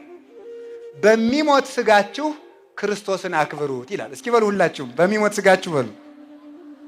ማንን አክብሩት? ክርስቶስን አክብሩት። እውነቴን እኮ ነው። እሱ ራስ ነው በሉ። እኛ ሐዋሳቱ ነን በሉ ሁላችሁ። እሱ ራስ ነው በሉ። እሺ በሉ ድገሙት። እሱ ራስ ነው። እሺ ተፈቅዱኑ ትረስይዎ ለአባለ ክርስቶስ አባለ ዘማ ይላል ቅዱስ ጳውሎስ። እንግዲህ ሰውነታችሁ የክርስቶስ አካል ነው። የክርስቶስን አካል ወስዳችሁ የዘማዊ አካል ልታደርጉት ትወዳላችሁን ይላል። የክርስቶስን አካል ይሄ እጅ የክርስቶስ እጅ ነው። ይሄ ዓይን የክርስቶስ እጅ ነው። አፋችን የሰው የክርስቶስ አፍ ነው። እግራችን የሰው የክርስቶስ እግር ነው። ተከፍሎበታል። የክርስቶስ ሕዋሳት ነን። ኃጢአት ስትሰሩ ይህች ጣት የመድኃኔዓለም ናት። ይሄ እጅ የክርስቶስ እጅ ነው። የክርስቶስን አካል ለመጠበቅ ያብቃን። ራሳችንን ከመክሰር ይሰውረን። ራስን ማክሰር ትልቅ ክስረት ነው። የከሰረ ነጋዴ ማለት ራሱን የከሰረ ክርስቲያን ማለት ነው። ራሱን የከሰረ ቅዱስ ጳውሎስ ስለዚህ ነው አንደኛ ቆሮንቶስ ምዕራፍ 9 ላይ ለሌሎች ከሰበኩ በኋላ እኔ ራሴ የተጣልኩ እንዳልሆን ሰውነቴን እየጎሰምኩ አስገዛዋለሁ ያለው። ሰውነቴን እየጎሰምኩ አስገዛዋለሁ ይልን መክሰር አለ አላችሁ። እንደ ባትሪ ማለት ነው። ባትሪ ወደፊት ያበራል። የራሱ ምንድን ነው? ጨለማ ነው። የራሱ ጨለማ ነው ኋላው ማለት ነው። ለሰው ያበራል እንደ ባትሪ እና ራስን ማጣት ትልቅ ነገር። እንዲያውም አንድ ጸሐፊ የተናገሩትን ልንገራችሁ። በ21ኛው ክፍለ ዘመን ሰይጣን ክርስቲያኖችን የሚታገላቸው ከልባቸው ጋር እንዳይሆኑ በማድረግ ነው ይላል። ከማን ጋር እንዳይሆኑ በማድረግ ነው? ጊዜ በማሳጣት ማለት ነው። ብክን በማድረግ እንኳን እንድንጸልይ እንድንጾም ይቅርና እንደው ምንም እንኳን ማሰብ እንኳን እንዲህ አሁን እዚህ በቃ በቀን 20 ደቂቃ ቁጭ ብዬ ለራሴ አስቤ ያውቃለሁ የሚል ሰው ልሸልም። ወደ ላይ እንዳትወጡ እናንተ እኮ ነገረኛ ናቸው። እናንተን ምዕመናን እና ያልኩት ካለ ሸልማል። ይችን መጽሐፍ ሸልማል። 20 በታማኝነት መጨረሻ ሸልማል። 20 ደቂቃ በቀን እንኳን ለራሱ አስቦ የሚያውቅ ሰው ማለት ነው። እንዲሁ እኔ ግን ምንድን ነኝ? የት እየሄድኩ ነው? ለምንድን ነው የምኖረው? ምን እያደረግኩ ነው ብሎ ለራሱ እንኳን ማሰብ ያልቻለ ሰው እና ሰው ተመልከቱ። እንዲሁ ክሩብ እኮ ነው ሰይጣን እንዴት እየቀለደብን እንደሆነ። ራስህ የምትጎርሰው የለህም። ማንቸስተር አርሴናል ትላለህ። የራስህ የምትጎርሰው የለህም። ቁራሽ ዳቦ አጥተህ ዲኤስቲቪ ተበድረህ ገብተህ እንዴ! ከዚህ በላይ ክስረት አለ? ኢትዮጵያ የማይከሰረችው መንግስት በዚህ መክሰሩን አያውቅም እንዴ? ሰው ከስሯል እኮ። ይሄንን ለምንድን ነው የማይዘጋው? በእውነቱ ማለት ይሄ ለምን አይዘጋም? ምን ያገባል? የኳስ ተጫዋች የጫማ ቁጥር እኮ ሸምድዳችሁ የምትውሉ ሰዎች እኮ ናችሁ በእውነቱ ማለት ነው። እናንተ አናውቃችሁም? አሁን እዚህ ጻድቅ ተሸታላችሁ በእውነቱ ማለት ነው። ይሄንን ነው መክሰር ማለት እንዳናስብ። ሰው በሚንኮባለል ኳስ ቡጢ ይገጥማል እንዴ? አበው እኮ ደቂቀ እሜ የተባአሱ በእንቲ አየ፣ የእናቴ ልጆች ለእኔ ብለው ተጣሉ ይላል ሰሎሞን። የቤተ ክርስቲያን ልጆች ቤተ ክርስቲያንን ለመጠበቅ መከራ ተቀበሉ። ካጋንንት ካላውያን ነገስታት ከስጋቸው ጋር ተጣልተው ቤተ ክርስቲያንን ጠበቁልኝ ሲል ነው በእኛ ተገብቶ ማለት። ሰው በማያገባው ገብቶ በማያተርፍበት እድሜውንም ጊዜውንም ጉልበቱንም ያበክናል። መክሰር ማለት ይሄ ነው። ራሳችንን ከመክሰር ይሰውረን። ጌታ ለሐዋርያት ያላቸው ይሄን ነው። ለራሳችሁ ተጠንቀቁ፣ ለራሳችሁ ተጠንቀቁ ነው ያላቸው። ዕቀቡ ርእሰክሙ ወኢታክብዱ ልበክሙ በመብል ወበስታይ ዘእንበለ ግዕዝ። በመብላት በመጠጣት ያለ መጠን ወይን በመጠጣት ልባችሁን አታክብዱት፣ ለራሳችሁ ተጠንቀቁ። የሉቃስ ወንጌል ምዕራፍ 21 ቁጥር 34 ላይ ይሄ ነው ለራስ ማሰብ ነው። እንደው ነፍሱን ተውት፣ ቢያንስ እንኳን ለእንጀራችሁ። በጣም ይደንቀኛል እውነት። በጣም የኢትዮጵያ የሚጎርሱት የላቸውም። እንደው ይቅርታ ይደረግልኝ፣ ፖለቲካ እንዳይሆንብኝ እግዚአብሔር ይጠብቀኝ። ከሆነም ችግር የለም። ዙሮ ፖለቲካስ ቢሆን አይነገረውም ያለማን። ስለዚህ ምንድን ነው ኢትዮጵያ ወልዳ የምታሳድገው አታ የምትለምን እናት ባላችበት ሀገር ለነ ማንቸስተር የአየር ሰዓት ተከፍሎ ጋዜጠኞች 2 ሰዓት በቀን ስለ ማንቸስተርና ስለ አርሰናል ይወያያሉ። ይሄ ጅልነት ነው። ይቅር ይበሉኝ፣ የስፖርት ፌዴሬሽን ማለት ነው። አይቆጡም እሳቸውም። ምን አለ እንደው ብናድግ፣ ምን አለ ብንኖር፣ ስለ ራሳችን ብናስብ። እንደው ነፍሱ ቀርቶ ለስጋችን እንኳን አንሆንም መሆን አለብን። ስለዚህ ራሳችሁን ጠብቁት፣ ከፍ ብላችሁ አስቡ። ለሰውነታችን የሚመጥን ነገር ማሰብ አለብን። ልያና ራሔልን ታውቃላችሁ። ታሪኩን አልተርክም ሰዓቴ እንዳያል። ልያን ታውቋታላችሁ? አታውቋትም? ያዕቆብን ታውቃላችሁ? ያዕቆብ ሊያገባ ሲሄድ ልጅ ስጠኝ፣ 7 ዓመት ትገዛና እሰጣለሁ። ማናት? ራሔል መልከኛ ነው። መልከኛይቱን ልጄን አጋባለሁ፣ 7 ዓመት ተገዛ። 7 ዓመት ተገዝቶ ምን ሰጠው? ደብቆ ትልቅ እያለ ትንሽ ስለማይዳር መልኳ እንደዚያ ያለችውን ልያን ሰጠው። ደስ ብሎት ራሔልን አገኘው መስሎ ደስ ብሎት ሰርጉ ሲያበቃ ማለዳ ብትታይ ልያ። ይህ በጣም እኮ ገግሩ ነው ማለት ይኸው እንደዚህ ነው ማለት ነው። ፈንጥዛችሁ ደስታችሁ ዘላችሁ ማለዳ ልያ ማለት ይሄ ነው። የሚጨበጥ የለም ማለት ነው። የሚጨበጥ የለም። ያሰባችሁት አልሆነም፣ ደስታውም የለም። ሲነጋ ልያ ማለት ይሄ ነው ማለት ነው። መክሰር ማለት ይሄ ነው። እንደ ቀበሮ ማለት ቀበሮ ጣዝማ ትወዳለች። ጣዝማ ማርና ጣዝማ አገኘው ያለ ስዘል ዙራ ስትመጣ ጉድጓዱ የት እንዳለ አይታወቅም። የቀበሮ ደስታ ዛሬ ግን ይላሉ ሊቃውንቱ፣ ቀበሮ እንኳን ከስተቷ ተምራ ከጉድጓዱ ላይ ቆማ ትደሰታል። ዝላዩ ነዚያው ላይ ነው። ምክንያቱም ስትመጣ ጉድጓዱ ይጠፋል። ስለዚህ ምንድነው እንገራችሁ፣ እንድትስቁ አይደለም። በእውነት እግዚአብሔር ባወቀ ማለት ልያን ይውላችሁ ራሔልን ማግኘት ሲገባ ለምን ልያን እናገኛለን? ራሔል መንግስት ናት ይላሉ ሊቃውንቱ። እንደገና 7 ዓመት ተገዛ። እንደገና ለሐቁ 7 ዓመት፣ ለያዕቆብም 21 ዓመት እንደ ጥቂት ቀን ሆነለት ይላል ርዕሰ ነቢያት ሙሴ ሲጽፍ። ለያዕቆብ 21 ዓመት እንደ ጥቂት ቀን ሆነለት፣ ራሔልን ይወዳት ነበርና። ይህንን ሊቃውንቱ ሲያመሰጥሩት ይላሉ ለቅዱሳን በዚህ ዓለም የተቀበሩት መከራ እንደ ጥቂት ነገር ሆነላቸው፣ መንግስተ ሰማያትን ይወዳሉና። ቃል ተሰማ በራማ ራሔልን ዘትበኪ በይንተ ውሉዳ እስመ ኢኮንዋ ውሉደ። በራማ ለቅሶ ተሰማ፣ ራሔልም ስለ ልጆቿ አለቀሰች፣ ልጆቿ ሙተው ልጅ አልሆኗትምና። እንደው ብዙ ትርጉም አለው ከርዕሳችን ጋር የሚገናኘውን ቃል በራማ ራማ ብሂል ልዑል መካን ራማ ማለት ከፍ ያለ ቦታ ልዑል እግዚአብሔር ስለው ልጆች አዘነ። ራሔልም አለቀሰች ማለት ምን ማለት ነው? ራሔል አለቀሰች፣ መንግሥተ ሰማያት አዘነች። እስመ ይኮንዋ ውሉዳ ውሉደ ልጆቿ መንግሥተ ሰማያት አንገባም ብለዋታልና ለመንግሥተ ሰማያት የሚሆን ሰው ጠፍቷልና መንግሥተ ሰማያት በእኛ አዘነች ተብሏል። እና የሰው መጠኑ ደመና አይበቃውም፣ ጠፈር አይበቃውም፣ አየራት አይበቁትም። የሰው መጠኑ የእግዚአብሔር ክብር ነው። ክብሩን የሰጠን በክብር የፈጠረን በክብር ያዳነን እሱ ውርደታችን ተቀብሎ በክብር በሐዲስ ተፈጥሮ ያከበረን መድኃኔ ዓለም ኢየሱስ ክርስቶስ ስሙ የተመሰገነ ይሁን። ክብራችን አውቀን ከኃጢአት ለመጠበቅ ያብቃን። ሁለተኛ አሁንም ደግሜ የተመሳሳይ ነው። ሁለተኛውና ሶስተኛው አጠራ አድርጌ ልናገር። ሁለተኛው ዕንቁ ክርስቶስ ነው ብያችኋለሁ አይደል? አንደኛው ዕንቁ ሰው በሉ እንጂ ሰው በሉ። ምን አላችሁኝ? ሰው። ሁለተኛው ዕንቁ ማን ነው? ክርስቶስ ነው። ክርስቶስ ለምንድን ነው ዕንቁ የሚባለው? ዋጋው ብዙ የሆነ ዕንቁ ለምንድን ነው የሚባለው ከተባለ ዋጋው አሁን ልብ ብላችሁ ስሙ። ዋጋው ብዙ የሆነ ዕንቁ ለምንድን የተባለ? አንድ ገንዘብ ሁሉንም ነገር ማከናወን አይችልም። ቤት በገዛችሁበት ገንዘብ እንደገና በዚያው ገንዘብ መታከም አትችሉም። ቤቱ ደግሞ ይታጣል ወይ ቤቱን ሽጣችሁ ነው የሚሆነው። ቤት በገዛችሁበት ገንዘብ እንደገና መታከም በታከማችሁበት ቤት መግዛት አትችሉም።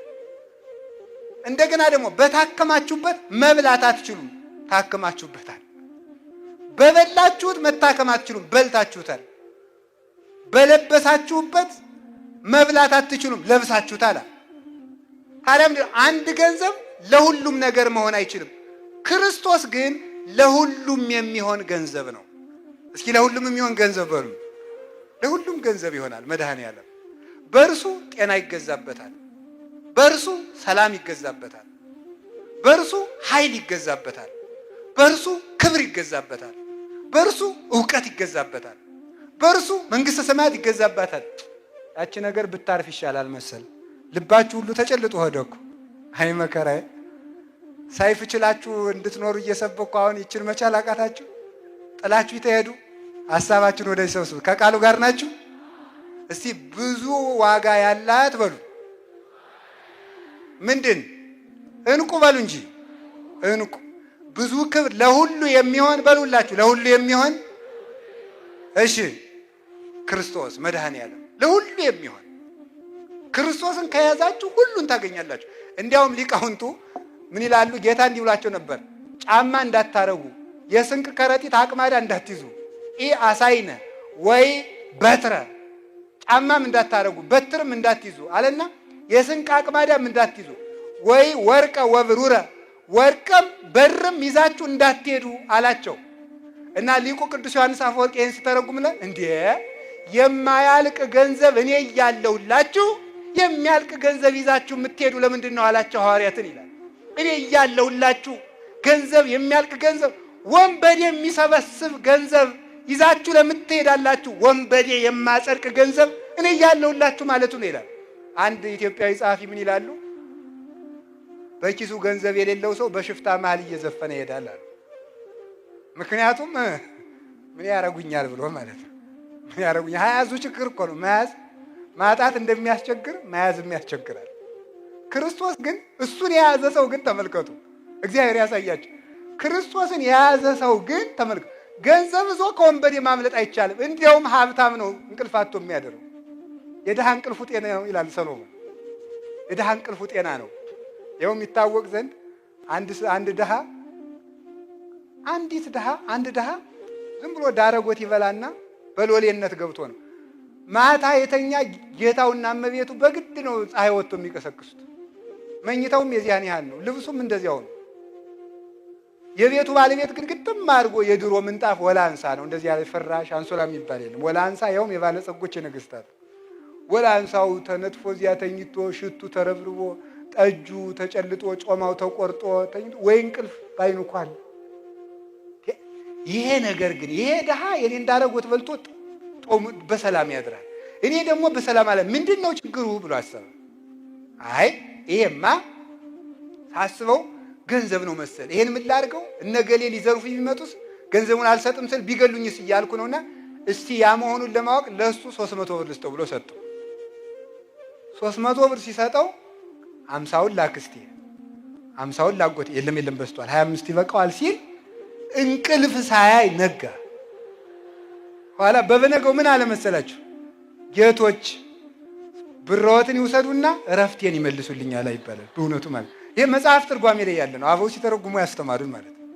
ስለዚህ የምነግራችሁ ምንድነው በእውነቱ ማለት የዚህ ዓለም ነገር ከሞት አያድን፣ ከገንዘብ ከወንበዴ አያድን። ክርስቶስ ግን ወንበዴ ቢመጣ እንኳን ከወንበዴ ያድናል። አንበሳ ቢጮህ ከአንበሳ ያድናል። እሳት ቢነድ ከእሳት ያድናል። ገንዘብ ይዞ ገብቶ እሳት ደህና የወጣ የለም። በገንዘቡ ምክንያት ከእሳት የተወረወረ ይኖራል እንጂ ገንዘብ ይዞ ወንበዴን ያሸነፈ የለም። ወንበዴ የመጣበት እንጂ በገንዘብ አራዊትን ያሸነፈ የለም። አራዊት የበሉት እንጂ። ታዲያ ማን ነው ሲባል ክርስቶስ ግን ለሁሉ ይሆናል። ወንድም ይሆናል፣ አባት ይሆናል። ስጋችን ለብሷልና ወንድማችን ሲመባልን አያፍርም ይላል። የሰማዕታት ወንድማቸውን መንገድ መሪ ነው በእውነቱ ማለት ነው። ሊቀ ሐመር ሐመር ነዘይ ይቀርበው ሞገድ መዝገብ ነዘይ ይረክበው ሰራቂ ወያማስኖ ጻጽዮ ቁንቁኔ። ሐዋርያው እንድርያስ ለስብከት ሲሄድ ውሃ ሞልቶብ ውሃ የሚሻገርበት ቢያጣ መድኃኔዓለም ምን ብሎ መስሎ የጀልባ ሹፌር የመርከብ ሹፌር መስሎ ቆይቶታል። በነፃ እየነዳ ወስዶ ያሻገረ ለረሃባችን ስንቅ የሚሆን ለረሃብም የሚሆን የሕይወት እንጀራ፣ ለጥምም የሚሆን የሕይወት ውሃ፣ ለመከራ የሚሆን አምባ መጠጊያ አለት እግዚአብሔር ኃይሌ ወፀወኔ ወእትወከል ቦቱ እስመ ውእቱ ምእመን አለ ሕይወቴ ወመኒ ጸብአኒ ታይን እይፈራሃኒ ልቤ። እግዚአብሔር ኃይሌ መጠጊያዬ፣ ብዋጋ ጋሻዬ፣ ብሮጥ መጠጊያዬ እግዚአብሔር ነው። ምን ታይሬሰየኒ ሰው ምን ሊያደርገኝ ይችላል? እግዚአብሔር ክብር ነው። እግዚአብሔር ይሁ ክብረ ወሞገሰ ያከብራል፣ ለሁሉ ይሆናል። የመፍትሄዎች ሁሉ ራስ ሕያው እግዚአብሔር ቅዱስ እግዚአብሔር ነው። ስለዚህ መድኃኒታችን ኢየሱስ ክርስቶስ ሁሉን አተው ያ ነጋዴ ሁሉን ትቶ ዋጋው ብዙ የሆነ ምንን ገዛ ይላል? እንቁን ገዛ ማለት ሁሉን አተን ክርስቶስን ማትረፍ ነው። እስኪ በሉ ሁሉን አተን በሉ። ምን እናትርፍ ነው? ክርስቶስን እንድናተርፍ እግዚአብሔር ይርዳል። ቅዱስ ጳውሎስ እንዲህ ይላል፣ ሁሉንም እንደ ምናምንቴ ቆጥረዋለሁ ይላል። እንደ ዕዳ ከመዕዳው እንደ ጉድፍ እንደ ጥራጊ ቆጥረዋለሁ አለ። ምን ልታተርፍ አላቸው። ምን ልታተርፍ ብለውታልስ? አይ ከመ ርብሖ ለክርስቶስ ክርስቶስን ትርፍ አደርጋለሁ አለ። ክብሩም ይቅርብኝ፣ ሹመቱንም እንደ ጉድፍ እቆጥረዋለሁ፣ መሰደዱን እንደ ጥቅም እቆጥረዋለሁ። ለምን ሲባል ክርስቶስን አተርፋለሁ። አንድ ጊዜ ቅዱስ ጳውሎስ ታስሮ ሳለ የፊልጵስዩስ ሰዎች ሳንቲም አዋጥተው ላኩለት። እናንተ የፊልጵስዩስ ሰዎች አዋጥታችሁ እኮ ጠየቃችሁ ይበስራት አክሊሌ ናችሁ አላቸውን። እንዳይጠግቡ ደግሞ እናንተም እንዳትጠግቡ ማለት ነው። አሁን ትናንትም ብፁዕ አባታችንም ሲናገሩ ነበር። ቤተ ክርስቲያን ስሩ፣ ሸሚዝ ልበሱ እና ለቤተ ክርስቲያን አግዙ ተብላችሁ አይደል? እኛ እኮ ነው ቤተ ክርስቲያን የሰራ ቀልዳላችሁ ማለት ትጀምራለህ። አሁን እኮ ውለታ እየዋላችሁልን የሚመስላችሁ እናንተ ስትመጻደቁ ማለት ነው። አሁን እግዚአብሔር ያሳያችሁ እማምላክን። አሁን እግዚአብሔር ድንጋዩን ናፍተ ፈለጥ ቢለው አይፈለጥም? ይፈለጣል። ድቀቅና ሸዋውን ቢለው ይሆናል? አይሆንም? ውሃውን ደግሞ ሂድና በጥብጥ ቢለው አይበጠብጥም? ይበጠብጣል። ደግሞ ያንን እርጋና ኮንክሪቱን ቢለው ይሆናል? አይሆንም? ሂድና በልጽራጽዮንን ስራ ቢለው ይሰራል? አይሰራም? ነፋሱን ተሸከም ቢለው ይሸከማል? አይሸከምም? እግዚአብሔርን ስራ መልአክን ስራ ቢለው አይሰራም? ይሰራል። ይሰራል። ግን እኛን ለማጽደቅ ይለምናል። እንዲሁ እኮ ይገርማል እኮ እንዲሁ አሁን እግዚአብሔር ለምኖ እንዲሁ የእሱ ነገር ምን ይባላል? አሁን እመቤታችንን ተቀበለ። የበኩር ልጃችሁን ስጡኝ ይላል በብሉይ ኪዳን። የበኩር ልጃችሁን ስጡኝ ያለ የሐናና የኢያቄም የበኩር ልጅ ድንግል ማርያም ሰጡ።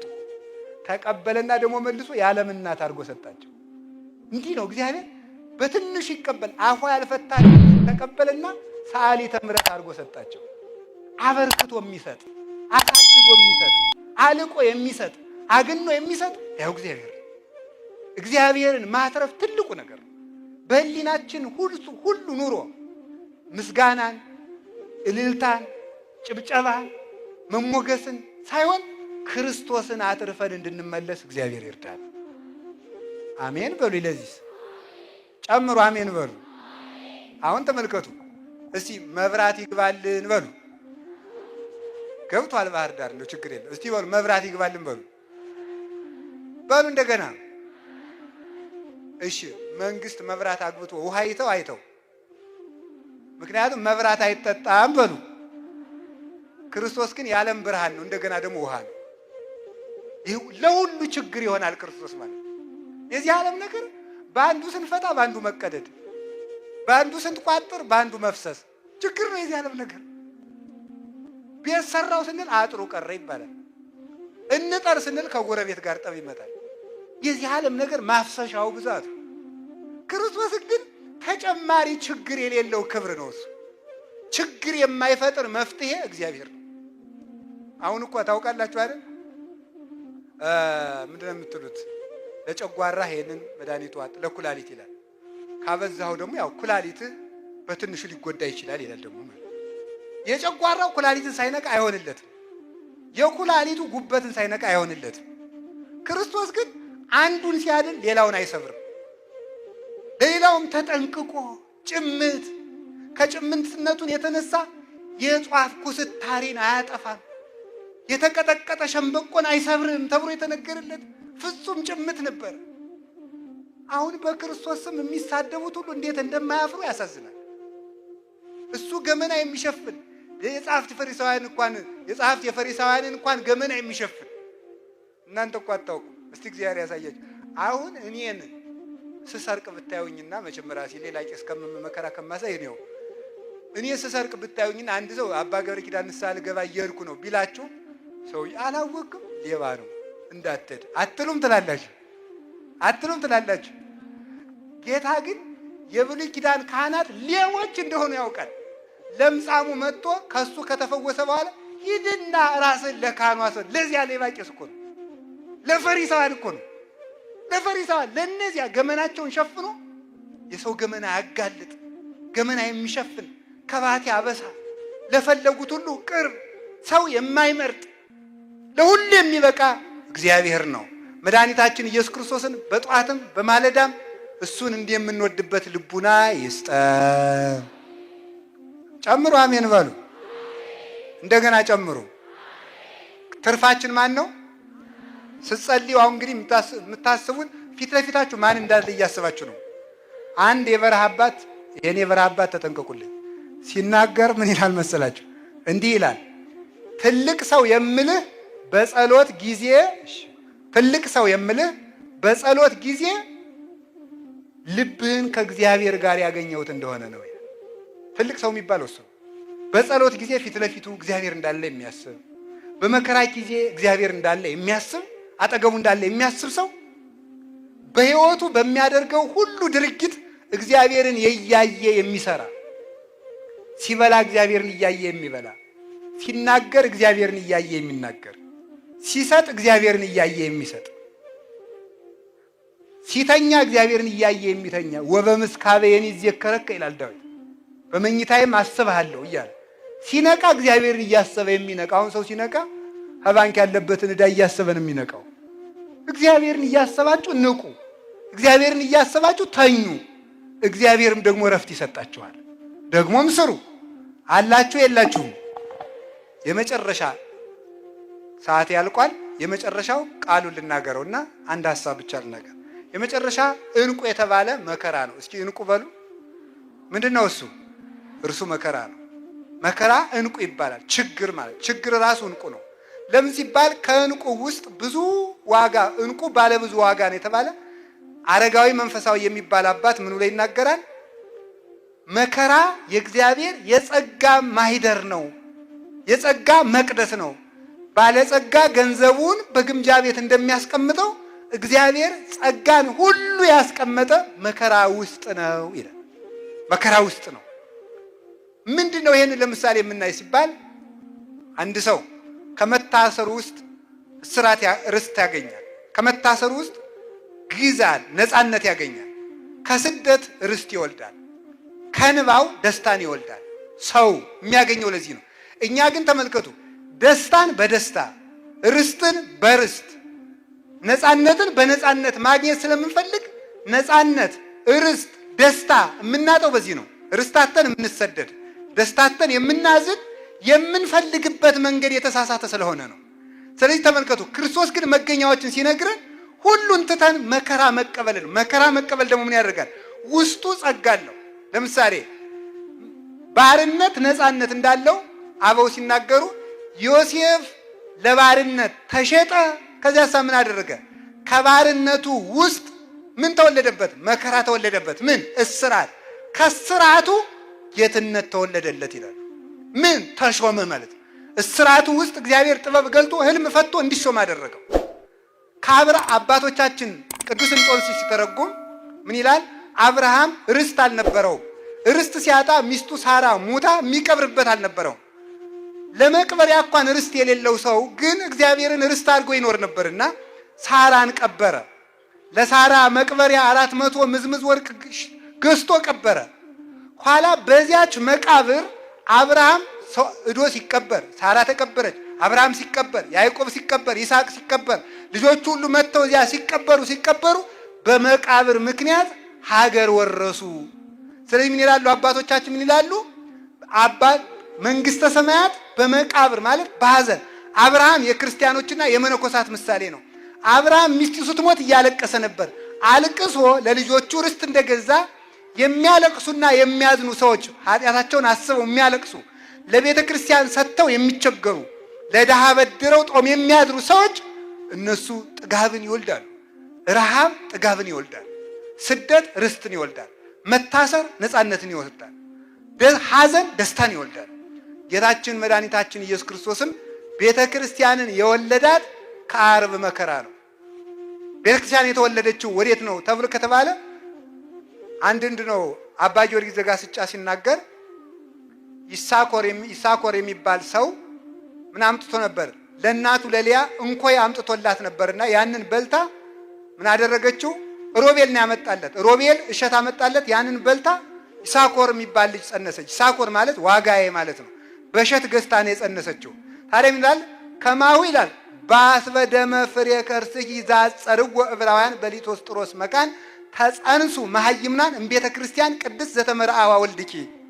ልክ እንደዚህ በማይጸንሽ ፍሬ በኢየሱስ ክርስቶስ ደም አይሁድ በጠመቁት ይላል፣ አይሁድ አሳልፈው በሰጡት በሰቀሉት በማይጸንሽ ፍሬ በኢየሱስ ክርስቶስ በደሙ ዋጋ ምዕመናን ከቀራንዮ ተወለዱ ይላል። የቤተ ክርስቲያን ልደቷ ራሱ ከመከራ ነው። የእሑድ ትንሣኤ የተወለደው ከዓርብ መከራ ነው። ሰው ክብርን የሚወልደው ከምንድን ነው ከተባለ ከአሳር ከውርደት ክብር ይወለዳል። ከመናቅ ክብር ይወለዳል። ከመሰደድ ርስት ይወለዳል። ከማጣት ማግኘት ይወለዳል። ይሄንን ነው እግዚአብሔር በቤተ ክርስቲያን ተቸግረን እንድንኖር ያደረገን። ስለዚህ ነገር የመጨረሻው ጥቅስ ምን ይላል የምነግራችሁ እንዲህ ነው።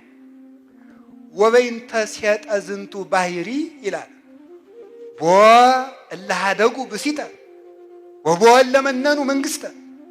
ይሄንን እንቁ ለማግኘት ሚስቶቻቸውን ትተው የመነኑ አሉ። ባሎቻቸውን ትተው የመነኑ አሉ። መንግስታቸውን ትተው ምን ያደርጋሉ? የመነኑ አሉ። ዘውዳቸውን ትተው ኢየሱስ ክርስቶስ ዘትትነገር እምጵርስፎራ ነገስታት በእንቲአከ ይገድፉ ጌራ ወጠቆሙ ይፈትው ሐራ። ሰራዊትም ጌቶቻችን የተውትን እያሉ ትጥቃቸውን ፈተው መንነውለታል። ከዚያ በኋላሳ ይህ አልበቃቸው ብሎ ይላል ወቦ እለመጣው ስጋሆሙ ለምንዳቤት ወነፍሶሙ ለሞት እንዘይሬስዩ። ተመልከቱ፣ እንዘይሬስዩ ለመሪር ጥዑመ ወለጥዑምኒ መሪረ። መራራውን ጣፋጭ ጣፋጩን መራራ የሚጣፍጠውን ዓለም መራራ ብለው እየናቁ መራራውን መከራ አጣፍጧቸው እየተቀበሉ ሰውነታቸውን ገንዘባቸውን ማጣታቸው አንሷቸው ለክርስቶስ ስጋቸውን እስከ መስጠት ደርሰው ክርስቶስን አተረፉ ይላል። ቢያንስ እንኳን እኛ የስጋ ፈቃዳችንንና ገንዘባችንን በመጠኑ ለቤተ ክርስቲያን ትተን ክርስቶስን እንድናተርፍ አምላከ ቅዱሳን ይርዳን።